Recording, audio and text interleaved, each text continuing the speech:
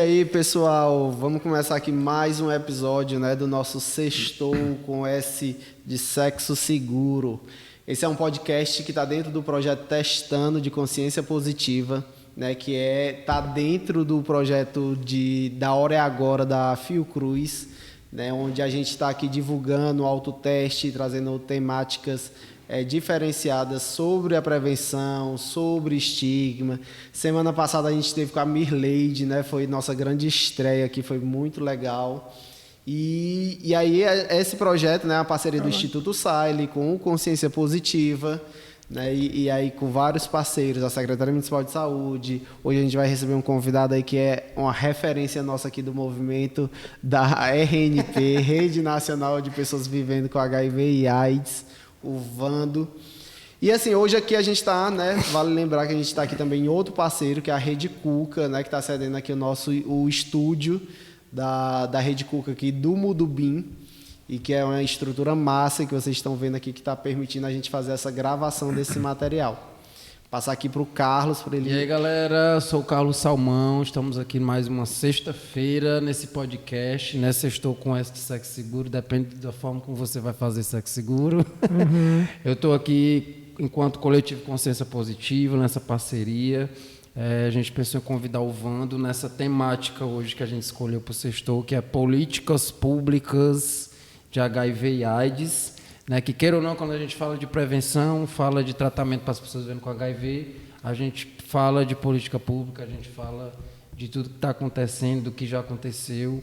E aí o Vando fez um sorriso assim de modesto, né, de que não é referência, mas é sim, o cara, tipo, enciclopédia de que se trata dessa luta, pelo menos para mim, tá, Vando? E aí a gente convidou ele, quero que tu se apresente, fale um pouco da tua história, e a gente começa algumas perguntas, um bate-papo aqui para a gente começar esse podcast. Achei legal só para mim, mas pelo menos para você, né? Bom, gente, Carlos, Márcio, eu sou Vando Oliveira, né? Sou da RNP, Rede Nacional de Pessoas Vivendo com HIV e AIDS, atualmente coordenando o Núcleo Ceará e também estou na Secretaria Nacional da RNP Brasil.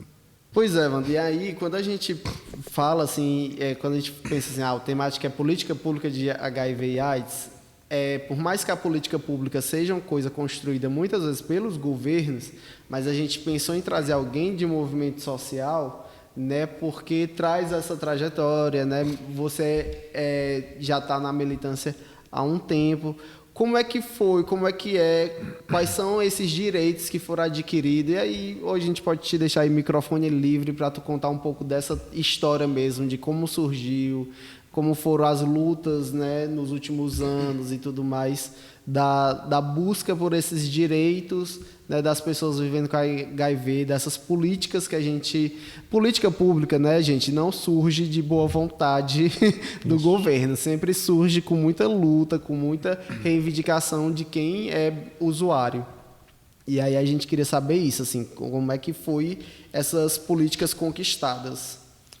É interessante a gente, né, e aí aqui eu vou fazer um breve resgate do início mesmo, né, da história da AIDS, né, lá do início, quando tudo infelizmente começou, né, 82, 3, dos primeiros casos de diagnóstico no Brasil, daquela sentença de morte que era naquele momento, mas, né, foi a partir daquele momento que se houve a necessidade, né, até por conta de todo aquele pequeno prazo, aquele pequeno tempo de vida pós-diagnóstico que, com muita dificuldade e coragem, né, que eu acho que isso é muito importante, aquelas poucas pessoas naquele momento, né, resolveram, apesar de ser tudo muito mais diferente do que hoje, né, estamos falando de 4 décadas, né, de 40 anos, mas essas pessoas, um grupo pequeno, né, de 7, 10 pessoas se reuniram inicialmente em São Paulo, né, os primeiros diagnósticos, para dizer que iriam, né, não queriam morrer de AIDS em 6 meses, né, aquela sentença de morte que todos sabiam, né, que todos sabemos. E aí a luta do movimento ela começa justamente ali, né, naquele pequeno grupo de 7, 10 pessoas, né? Isso foi março de 83, né? E isso, a partir daí, a gente teve, né, o apoio, inclusive, da primeira instituição que abraçou aquelas pessoas, né? Na época foi o GAPA, Rio Grande do Sul, a primeira instituição, né? Enquanto que olhou para aquelas pessoas e que deu aquele apoio, né? E ali foi o pontapé, né, da história do movimento, né? E depois veio, né, se criou, né, outra instituição, o Grupo Pela Vida, uma referência para todos nós, para o movimento, né, como um todo, né, no Rio de Janeiro. E a partir daí aquelas pessoas foram se reunindo, né, buscando, articulando com outras pessoas, né. A gente tem, inclusive, o Ceará faz parte dessa história, porque acho que isso é muito importante, as pessoas que fizeram o início dessa história, né? E o Ceará foi o terceiro estado que já iniciou, na época, tinha até pessoas que, instituições daqui, que ainda existem hoje, ou, né, sobrevivem até hoje, na verdade, é o Grupo de Resistência Asa Branca, né, o GRAB, né, que foi o primeiro aqui no estado, né? Chico Pedrosa, Orlanildo Lima, né? Elias Nobre, pessoas de referência nossa aqui até hoje que estavam naquele início, né? Então foi daí onde tudo começou. A gente, essa luta começa a ter adesão em outros estados e a gente chega a 95, né? Essas pessoas sobreviveram àqueles 13, 14 grandes desafios para sobreviver, né? Assim, literalmente, né? Sobreviver literalmente, né? A tudo aquilo, mas conseguiram ultrapassar aqueles 6 meses e chegar 15 anos depois, quando, né, finalmente, em 96, né, a gente, né, chega à medicação no Brasil, né, com a luta dessas pessoas. E aí, sempre que a gente fala disso, especialmente da medicação, hoje é o que está mais do momento, mas é sempre nesse resgate da história da AIDS, a gente falar, inclusive, qual foi a questão maior que fez com que, de fato, nós tivéssemos conquistado o antirretroviral em 95. Foi a partir, inclusive, também uma referência que a gente cita sempre, apesar de todo o esforço daquele grupo não tão grande ainda, né, nos estados, indo para Brasília, né, e não conseguiu muito, mas teve uma mulher, inclusive Nay Brito, né, que entrou com uma ação na época, uma ação judicial, obrigando o governo brasileiro a ver uma medicação para aquele monte de gente que estava morrendo, né? E aí, naquele momento, inclusive como o GAPA, que foi a primeira instituição, foi um advogado do GAPA, né, que encabeçou, né, essa ação com Nay, uma das primeiras mulheres diagnosticadas, inclusive. E aí, naquele momento, era o então ministro José Serra, né, foram a Brasília, chegaram no ministro, e sei que com toda aquela mobilização na época, desse grupo ainda pequeno, né, o governo brasileiro resolveu que teria que o número, né, aumentando também muitos diagnósticos, e aí o governo viu que seria mais interessante tentar buscar medicação do que pagar juridicamente, judicialmente, por tantas mortes que aconteciam naquele momento. Então, aí a gente chega a 96 com os primeiros antirretrovirais, e aí a gente está falando aqui do AZT, né, que é o primeiro. Então, assim, a história do movimento ela começa justamente ali. E, obviamente, a primeira conquista que faz, inclusive, eu e todas as pessoas, né, eu com 22 anos, né, aqui em HIV, está vivo até hoje, apesar do HIV bem, por conta daquele início, dessa história e essa importante primeira conquista, que foi os antirretrovirais. E é legal, né? Porque aí é isso, justamente, é uma política pública de assistência médica e tratamento, né, conquistada através da luta, né?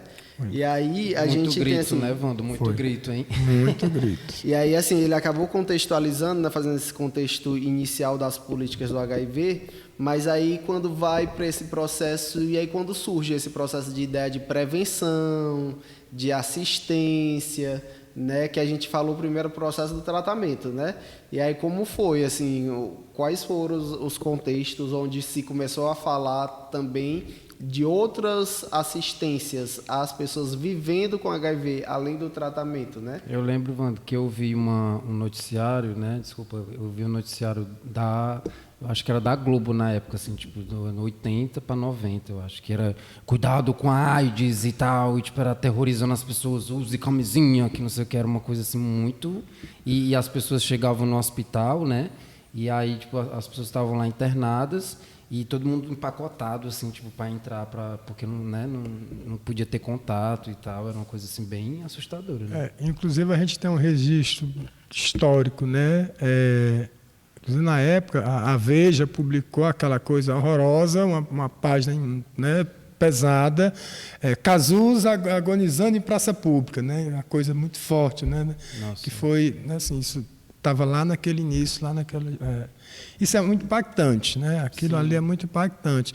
Mas, assim, com a questão, com 95 chega essa questão do medicamento, é quando tudo se começa a planejar, né? Foi quando, em 95, né? A partir desse momento aí, 95, toda a articulação, 96 a conquista, chega no medicamento, e aí começa todo o processo de organizar o Programa Nacional de HIV/AIDS no Brasil, né? O primeiro, né? Os primeiros passos, formar um programa para, a partir dali, tentar a compra de medicamento, começa a chegar e isso começa a ir para os estados, né? Porque, você vê, primeiro organizar o Programa Nacional e, a partir de então, o Programa Nacional articular junto aos estados e municípios para que fosse, a partir de então, criando, né, os programas estaduais e municipais. Então, é uma política que ela começa ali naquele momento e, obviamente,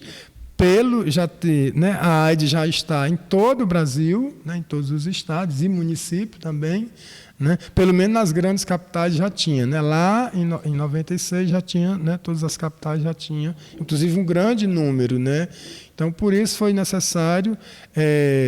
E aí, isso também é importante sempre a gente colocar que em todo esse processo, né, se foi possível, justamente pelo papel do movimento estar ali cobrando. Alguns estados demoraram um pouco mais, outros, né? A gente tem registro de pessoas, por exemplo, que saíram do Ceará para receber remédio no Maranhão. Sabe? Por quê? Porque o Ceará não tinha ainda o programa, o outro estado que já tinha. Então, assim, a partir da criação do Programa Nacional, e aí, lentamente, porque também não foi tão rápido, os programas nos estados foram sendo criados, aquele que demorou mais, então ele tinha que se deslocar de um estado para o outro para receber o remédio. Então foi toda uma luta, mas, né, uma luta do movimento, uma luta... E aí eu acho que é sempre importante a gente também colocar isso. Né? É uma luta das pessoas, mas também daqueles que nem tinham HIV, mas era o momento mesmo da solidariedade, né, dos convivendo, né, as pessoas que não só estavam sendo diagnosticados, estavam vivendo, mas também os convivendo, que apoiaram, né, porque... Se a gente tem hoje dificuldade ainda de revelar de uma sorologia, imaginemos nós há 40 anos atrás. Então, assim, era muito mais pesado. Isso. Então, assim, houve toda uma... E a gente sempre fala, quando a gente fala desse início, de todo esse processo, a gente fala da importância desses convivendo, né, que estavam ali do lado daquelas pessoas, para apoiar muitos para ir buscar um remédio, porque o próprio paciente não iria, porque... Uma coisa é você ir lá dizer que era parente, amigo de uma pessoa com HIV e buscar o remédio dele. Outra coisa era a própria pessoa ir lá e se identificar, revelar essa sorologia, inclusive no próprio local de atendimento. Então era muito difícil. Então foi todo um processo, né, de que houve muita solidariedade, né? E aí a gente sempre registra isso, né, que o movimento ele nasce com esse espírito da solidariedade mesmo, né? Com as pessoas, e aí foi esse apoio, esse acolhimento que a gente tanto fala hoje ainda, né? E que é muito importante e que a história diz que isso houve muito lá no início. Então, isso é muito importante. Acho que a questão de perguntar, inclusive, né, que tu ia perguntar, a questão do estigma, né? Que é justamente essa questão de hoje que a gente percebe isso, né? A pessoa vai no posto e aí, tipo assim, é próximo da casa e tal, é um pouco... Assim, eu acho que a questão do preconceito ainda está ainda está enraizada, né, Wando? Mas quando a gente vê a questão da evolução da medicação, que hoje, assim, é mais fácil, assim, né, a gente falar da sorologia abertamente e tal, mas ainda tem essa coisa ainda, essa raiz ainda que se arrasta até hoje, né, assim, dessa coisa da morte. E que o Marco, eu acho que tem a ver, né? Por exemplo, falando de política pública, a questão do debate, aí eu acho que é recente a lei, né, do sigilo, mas eu acredito que a luta do movimento social vem de anos, assim, para se conseguir a lei agora, né? E aí como é que foi, assim, qual era a posição sobre essa coisa de a pessoa ter direito ou não ter direito de proteção do sigilo e tal, como é que o movimento social construiu isso, assim? Eu acho que em toda a caminhada, se falando até, né, assim, a gente já assim, tocando em uma outra coisa que faz parte da história, e aí já de conquistas mesmo do movimento, pós a medicação, né, e aí até para, né, assim, a medicação, né, como a gente já falou lá de 95, que foi, inclusive, né, obviamente, uma lei federal, 9.313, de novembro de 96. Aí o próximo, a gente teve, no caminhar, quando a gente fala aqui do preconceito, estigma e tal, discriminação, como combater isso, aí vem as conquistas, inclusive as leis, né? Claro que demorou 40 anos, né? Mas a mais recente, né? 40 anos, imagine, né? A Lei 14.289, agora de janeiro desse ano, né? Que fala do sigilo, né?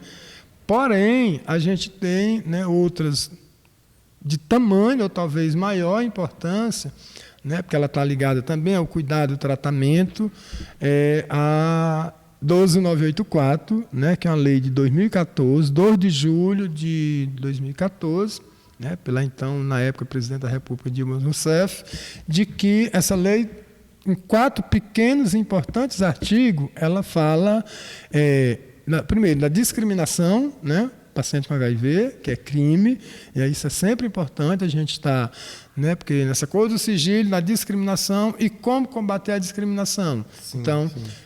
Se você foi discriminado, tem, né, o movimento correu esses anos todos buscando, né, amparo de como proteger essas pessoas. E aí essa lei ela vem com 2 coisas importantíssimas. Primeiro, a discriminação que ela pune, e depois as pessoas no geral, enquanto sociedade, enquanto sujeito. E os gestores, e aí estou falando aqui, os governos, né, porque num dos artigos dessa lei ela fala, retardar atendimento ao paciente com HIV também é crime. Então, ela meio que fecha, assim, foi uma grande conquista, né, de que você já teria como ser amparado em caso, primeiro, de ser discriminado por alguém, né, quem seja esse sujeito, e, no segundo momento, para que você também possa ser amparado e ter o direito ao seu tratamento, né, como se deve, que ele não seja retardado, né, e aí isso, o terceiro artigo ele vai justamente para os governos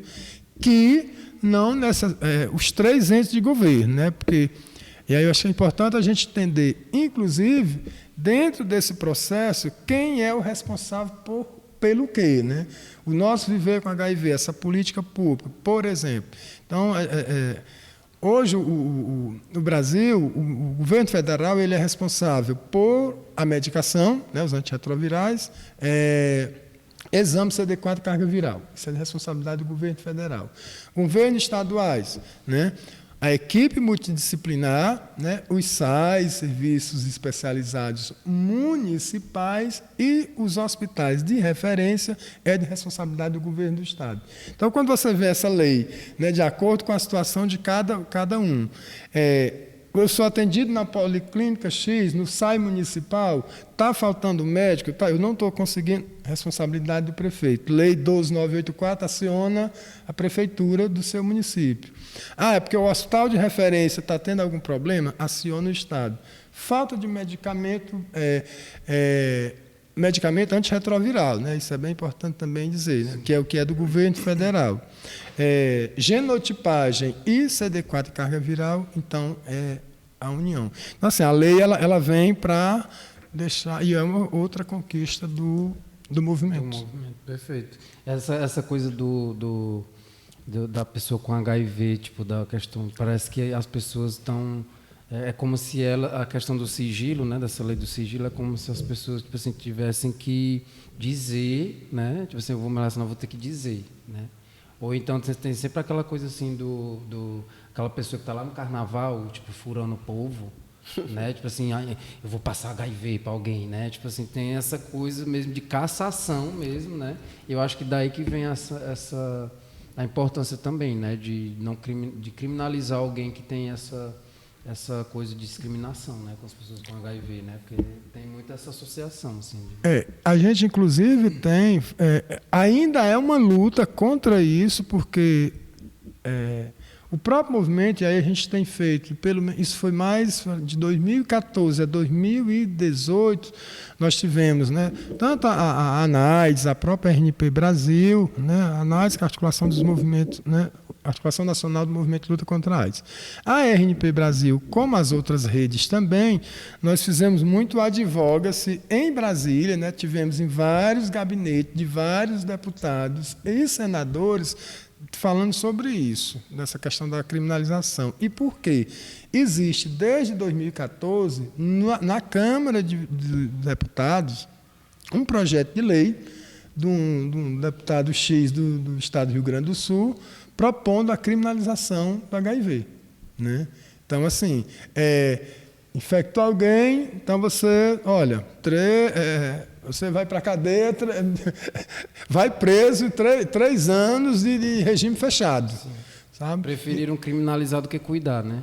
Inclusive, foi 1º de dezembro de 2017, Dia Mundial de Luta contra a AIDS, eu estava na tribuna da Câmara dos Deputados falando sobre isso. Né? Na época, eu estava também na secretaria da RNP Brasil e, por ocasião de uma audiência pública, que com muito esforço a gente conseguiu, no 1º de dezembro, na Câmara dos Deputados, e a gente pautou isso. Né? Que era um absurdo que dentro da Casa Legislativa do país tivesse algo tão sério, né, dizendo que, ao invés de trabalhar a política pública, desde a prevenção, diagnóstico, assistência e tratamento, o deputado ia se preocupar em nos mandar para a cadeia. Sabe? Então, assim, é algo impensável. Surreal, né? Surreal. Muito complicado. Foi uma discussão muito pesada. Né? Eu digo até assim, talvez tenha sido o meu maior desafio no movimento de luta contra a AIDS. Obrigado. Foi ter que enfrentar aquilo, naquele dia você enfrentar. E é meio que enfrentar mesmo, sabe? Você vê alguém dizer, e um cidadão se levantou, parlamentar, também do estado lá do Rio Grande do Sul, dizendo, como você... Porque aí eu estava ali, olha, é uma vergonha que nós ainda tenhamos no Brasil mais de 1.500, não sei o quê, diagnóstico por ano, 11 mil mortes e tal. E aí o deputado se levanta, dentro da Câmara dos Deputados, dizer o seguinte, e como é que o senhor explica tantos novos casos todos os anos, porque vocês estão infectando esse pessoal? Nossa. Sabe? Então, assim, você precisa tomar sabe, assim, tira a sensibilidade para você não ir, né, em cima de alguém dizendo isso. Quer dizer, o cara já quer mandar a gente para a cadeia e dizer isso na sua cara, você precisa ter muito... Jogar a culpa, né, cara? A culpa, assim, que é justamente depois tu isso, me fala assim, depois do podcast, tá falando do nome desse cara aí, só para gente dar cara. Mas é isso, né? E aí mas a gente... posso falar isso tranquilamente. A gente entra num contexto de... Isso aí foi em que ano, Wanda? 2017. 1º de dezembro de 2017. Né? E aí a gente está seguindo, né? Chega em 2022, né? 2018 teve o processo de eleição, e aí a gente chega em 2022 como é que está, assim, nesse último governo, qual é o contexto atual das políticas públicas de HIV e AIDS e tal? A notícia da hora. Eu vou. Semanas passadas, né, a gente teve a manifestação, teve o nosso ato na semana passada, né, de protesto e tudo mais, mas exatamente o que era que a gente estava protestando, vamos botar aqui nas redes, né, qual é o contexto hoje de quem está vivendo com HIV e AIDS? Olha, é sempre importante a gente colocar isso de uma maneira, inclusive, muito tranquila. Nós, enquanto movimento, não é que a gente esteja do outro lado, mas, obviamente, que a nossa fala ela é sempre de reivindicação e tal, que não é de agora, né? A gente sempre está nessa tecla aqui, cobrando dos governos e tal, mas, sinceramente, que da minha experiência, da minha vivência, não só como a pessoa que vive, mas dentro da militância do lugar que eu estou representativo e tal do movimento, eu diria que nesses 15 anos, pelo menos, que eu estou no movimento social, os últimos 4 anos foram os piores momentos da vida das pessoas que vivem com HIV nesse país. Inclusive, a gente lá 9 de outubro de 2018, inclusive tem um vídeo nosso da então Secretaria Nacional da RNP, na época, né, onde a gente estava dizendo do risco que as pessoas com HIV estavam correndo naquele momento, caso o Brasil elegesse o candidato hoje presidente na época. Né, o hoje presidente candidato na época. Por quê? Ele já sinalizava, né, de como seria que se tratar das pessoas vivendo com HIV. A gente já era, a gente pegou a AIDS porque quis, a gente era despesa para o país. Despesa, isso. Né? Então, isso em campanha. Mas, infelizmente, né, e aí a Constituição, a democracia, ela traz tudo isso. Sim, né? É um fato. É um direito do cidadão. Né? A maioria elegeu o camarada lá, ele, né, está ainda presidente da República e executou, efetivou exatamente aquilo que ele dizia desde a campanha. Sim. Né? Tanto que as pessoas com HIV, de novo, nos últimos 15 anos, os piores momentos foram esses, né? Em que nós tivemos que... Porque se a gente foi para a rua lá em 83 a 95 para ter medicamento, nós estamos voltando. Sim. Nós estamos voltando para aquele lugar. Olha só. Por quê? Pela política desastrosa nacional que nós temos hoje, a citar os últimos 4 anos do atual governo, né, onde nós tivemos que protestos e mais protestos, voltar a 4 décadas atrás, reviver, infelizmente, tudo aquilo que nós vivemos, né, para tentar lutar pela nossa vida, né, tentar não lutar contra todos os direitos que nós conquistamos, né, com muita luta, né, com diagnóstico revelado, né, com todo um processo que as pessoas passaram e por conta da política que, uma vez que a política nacional e ela começa a retroceder, isso reflete nos estados e municípios também, né? Porque o programa nacional que ele vai direcionar, guiar, né, os estaduais e municipais. Então, com esse reflexo negativo, né, de retrocesso do programa nacional, que inclusive deixou de ser programa no último governo. Né? O Programa Nacional de HIV/AIDS, ele perde, inclusive, o nome, né, nesse governo. Ele deixou de ser um programa para ser um departamento, né,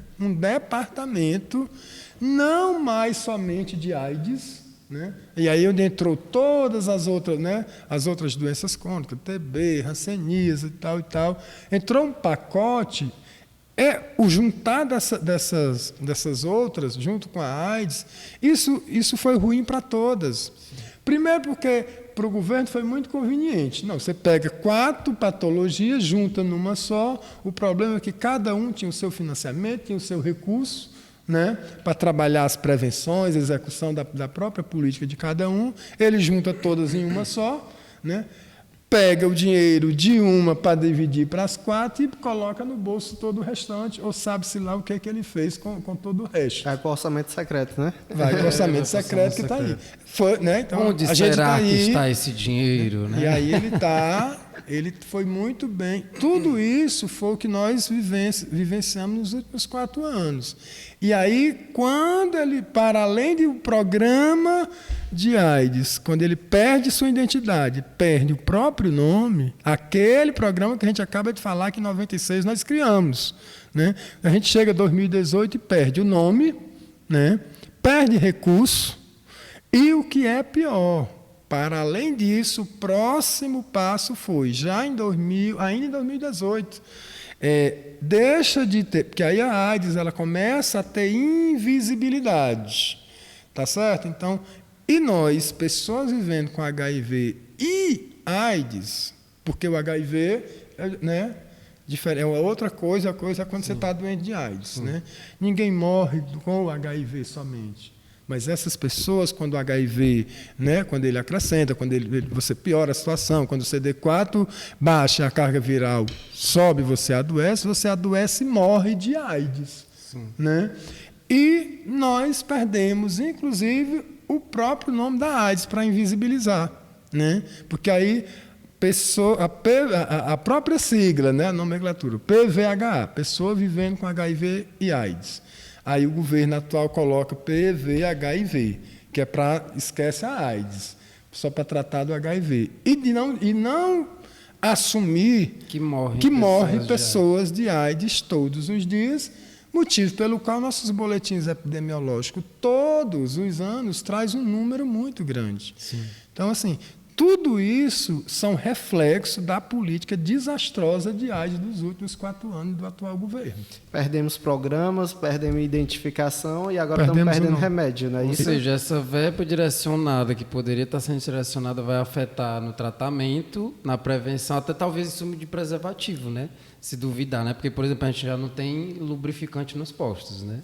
Os postos de saúde que tinha gratuitamente, eu que já cheguei a pegar no posto de saúde. E que era fornecido pelo governo federal. Que era fornecido pelo governo federal, ou seja, não tem mais isso. E na última vez que eu fui pegar o meu medicamento também, que pega para 3 meses, né, só me deram para 1 porque já estavam racionalizando. Então, realmente, é uma questão realmente muito, muito assim, amedrontadora, né? Você fica, o que é que vai ser 2023? E aí, assim, né, eu mesmo, por exemplo, apesar de já estar na militância, estar construindo, ser minimamente instruído sobre o movimento, eu me pergunto, né, assim, quanto tempo leva para poder, quando começar a interromper o tratamento, né? Em quanto tempo o meu organismo, que isso vai ser de organismo para organismo, né? Sim. Quanto tempo eu vou sair do estado de indetectável, intransmissível, para alguém com AIDS? Né? E aí é essa alerta que a gente fala para as pessoas que estão na decisão, né? É agora, já domingo, o processo de eleição e tudo mais, decidir, né? Porque é mais uma questão também de humanidade, né? Assim, eu tô lá, vou ficar sem meu remédio. Em quanto tempo? Eu aguento mais 4 anos sem remédio para sobreviver? A gente vai aguentar 6 anos, né? Mas tipo assim, 6 anos com uma boa alimentação, com uma boa moradia, com tudo muito bonitinho. Agora, e você tem esses cofatores sociais todos que lhe permitam, né? Quem não tem isso, né? Tipo assim, chegar a 6 meses, né? Bem... E que não vende no Brasil, né? E que não vende no Brasil. Então, assim... E que nem tem dinheiro para comprar, né? Que é o pior, né? Viu, ó, que se não der certo, se esse governo continuar, vamos embora para Portugal, adeus, movimento social. Eu acho que Carlos toca numa coisa que também é bem importante, eu acho que isso é importante também a gente pontuar, essa questão dos insumos, né? Vale dizer também, né? Está dentro das percas, né? Embora tenha sido para os estados e municípios, mas, obviamente, lá na ponta estamos nós, né? A carga acaba chegando em cima da gente, né? Desde o início de 2000, final de 2020 para perdão, 21 para 2022, né, o que era de responsabilidade preservativa do governo federal, ele já começa a dividir essa responsabilidade com os estados e municípios. Ora, se ele já o recurso que os estados e municípios recebem como incentivo, é um pequeno incentivo, né, para trabalhar as ações de prevenção, né, principalmente porque não dá para fazer algo maior, o restante, o Estado e o município têm que assumir mesmo, mas essas ações de prevenções, o incentivo do governo federal para as ações de prevenções, os estados e municípios já tiveram que pegar esse recurso e ir comprar preservativo. Quer dizer, aquela prevenção que tanto se fala e tanto necessita, ela também já foi prejudicada, porque o nosso gestor local, ele tem. Não, agora eu não posso mais fazer ações de prevenções. Eu já tenho que ajudar o federal a comprar preservativo, sabe? Com o mesmo recurso. Então, a gente chega. Isso também no atual governo, né? Uma outra política que desanda e quem paga realmente, né? O município e o Estado recebe menos recursos, obviamente faz muito menos e a gente acaba tendo menos ainda, né? Então, tudo isso é coisas do governo e assim, federal. E para deixar, né? Porque assim, o Carlos comentou sobre o gel lubrificante e alguém, telespectador, ouvinte, pode dizer assim, mas para que lubrificante e tudo mais? É uma coisa, é um adicional. E não, é um dos elementos da nossa prevenção combinada, né? Sim. Por causa dos atritos, né? Do sexo anal e tudo mais. Então, assim, o gel lubrificante não é um luxo, não é um artigo, não é adicional. Pode comprar, né? É um processo de elemento da prevenção, né? Então, assim, vale a pena, porque a gente não pode negar, né? Aí vem todo um debate religioso do sexo anal e blá, blá, blá, das relações heterossexuais dia, e tudo mais, que é longo. Mas, por isso, assim, estou fazendo esse recorte, né, para a defesa do gel lubrificante. Cadê o lubrificante? E queira ou não tem, ele está colado ao preservativo, que mesmo com toda essa evolução e a questão da prevenção combinada hoje, mas a gente tem sempre que dizer que, olha, preservativo, você foi o responsável por nos ajudar em muito no decorrer dessa história toda, né?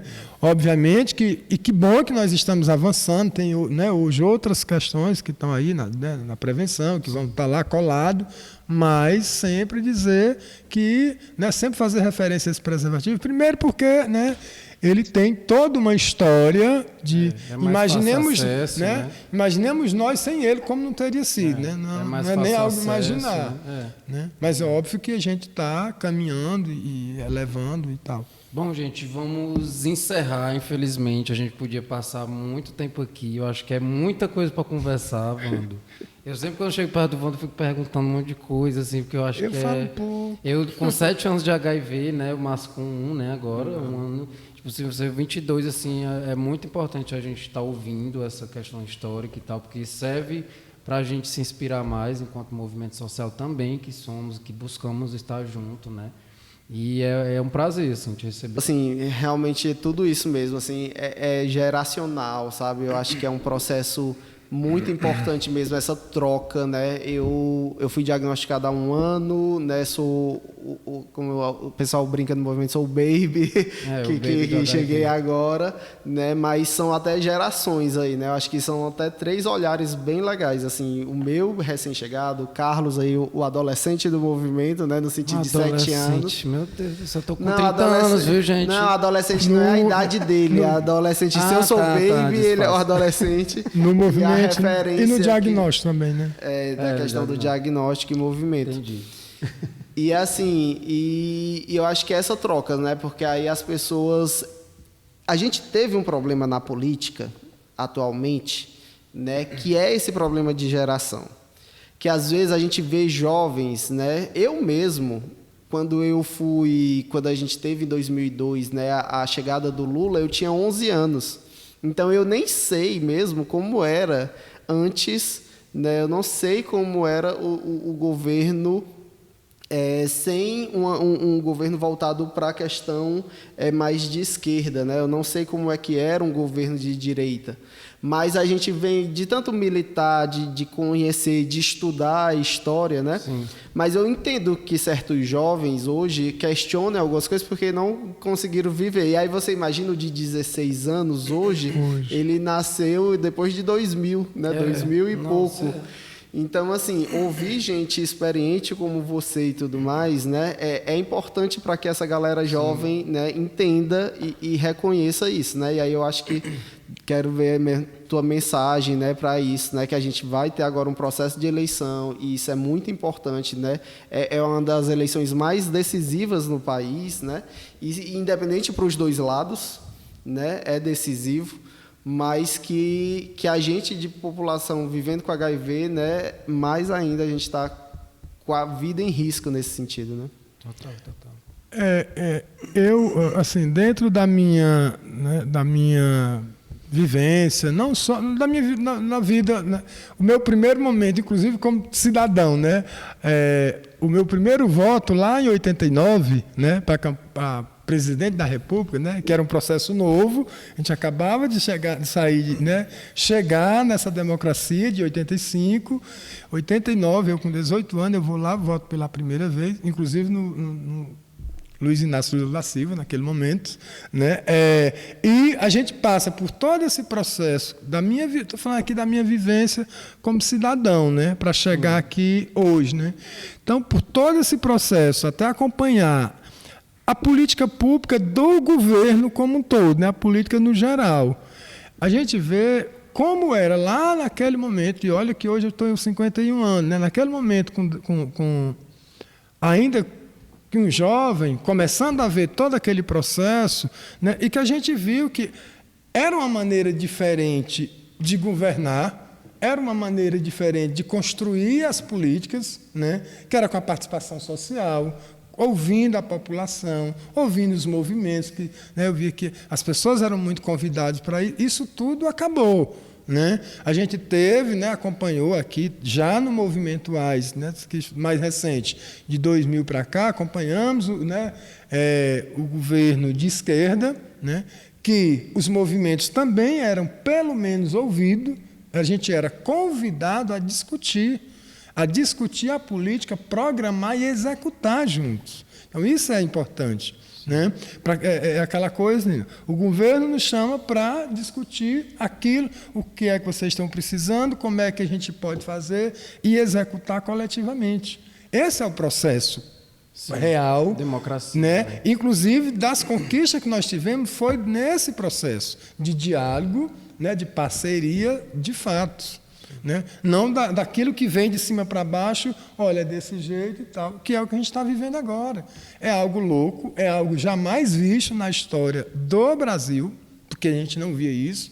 E aí, gente, nós estamos agora, aqui já voltando de novo, como pessoa vivendo com HIV, como movimento de luta contra a AIDS, a gente precisa dar um não a isso que está acontecendo aí. A esse governo, a tudo isso que a gente conversou aqui, dessas percas todas, desses retrocessos todos, por culpa de um governo, né, autoritário, que não dialoga, que manda, né? Ele não chama para dialogar, ele diz, é dessa forma, e você tem que aceitar. Né? Não importa se você conquistou um direito, o importante é que agora eu vou tirar. E tira, e tirou.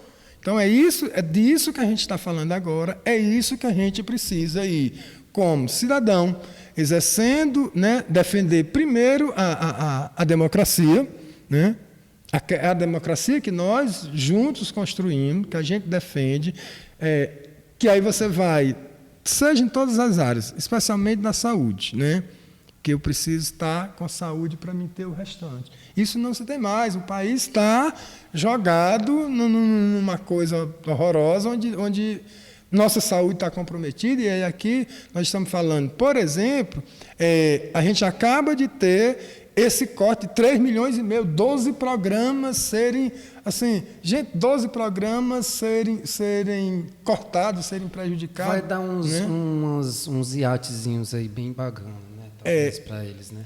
Gente, E aí aqui você não fala só de AIDS, pessoas com câncer. Manchas, né? Gente, pessoas com câncer nesse país, você entrar num recurso que vale a vida dessas pessoas, sabe? Então, assim, a AIDS, desses 3 milhões, a nossa fatia é de 407 milhões. É muito dinheiro.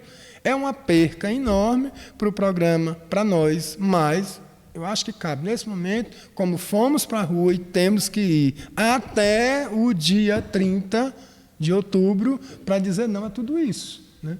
Para lutar por saúde, para lutar por democracia, para lutar por vida e dizer não a esse governo que está aí. E que a gente quer voltar a ser um país que as pessoas colaboram, que as pessoas contribuem, que as pessoas são convidadas a executar a política a partir daquilo que ela começou a construir, que é contribuindo, que é o que a gente sempre fez no decorrer da história e a gente quer continuar dessa forma. Para isso, a gente precisa ter um governo diferente do que está aí. Então, nosso voto é secreto, né?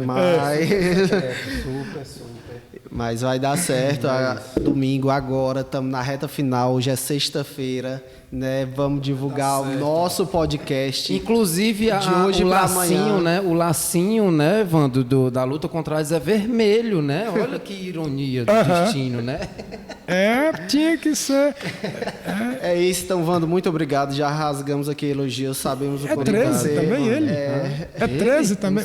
Não, o laço. O laço é 13? Eu o não laço é sei, 13, eu acho que provavelmente. não sei, deve ser. Mas eu distribuo 13 laços para quem quiser. 13 beijos. Vamos chamar 13 amigos para domingo a gente Vamos sair chamar junto 13 de amigos. casa. Né? O voto é secreto, mas assim. Pois obrigado, Vando, viu, pela tua participação, cara. Eu já disse 13 vezes que ele é secreto. E é isso, né, galera? Gente, Sextou valeu. com S de Sexo Seguro. E para Sexo Seguro também precisa votar certo, né? Vai estar correto. É isso. Valeu, galera. Falou.